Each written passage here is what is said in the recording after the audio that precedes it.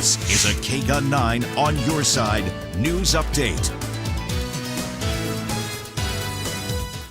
Teachers and parents across Tucson are planning walk-ins this morning at more than a dozen schools. 9 On Your Side's Veronica Acosta joining us now from one of those schools to explain why. Guys, good morning. Well, Canyon de Laurel High School here in Oro Valley, this is just one of the 24 schools across Tucson and southern Arizona that are participating in these Red for Ed walk-ins this morning.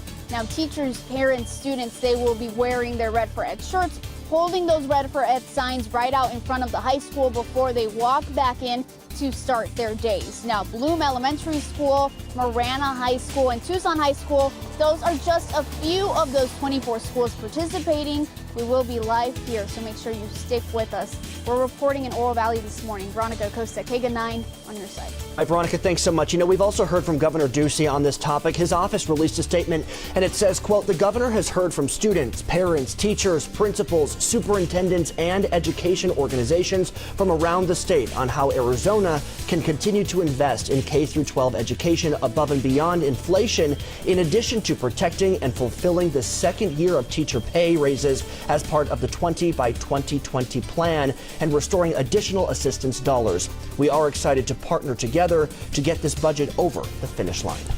Changing stations for adults will now be required in all new or renovated government restrooms. Governor Doug Ducey signed the legislation yesterday. The bill aims to help caregivers and disabled adults in public buildings. Originally, the bill had language that would require private buildings to also add the adult changing stations, but that part of the measure was left out of the final draft. 8 people who made the ultimate sacrifice to protect the Tucson community will be honored today. Since 1892, the Tucson Police Department has lost 8 officers while on duty.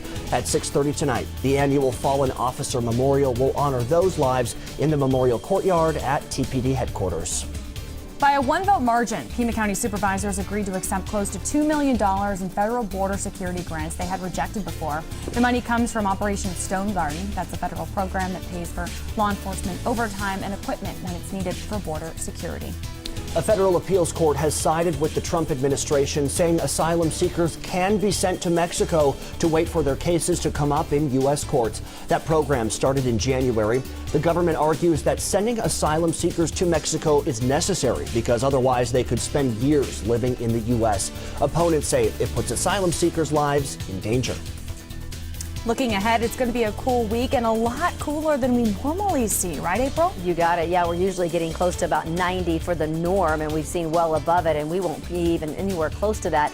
Maybe tomorrow, but it'll be for one day. We've only gone up to 57 so far, and we are going to get those 80s back, but just barely. 83 today. Tomorrow we start to get closer to the norm, but then right back down for Mother's Day weekend. We're talking upper 70s now. It'll be early next week before we see those 80s return.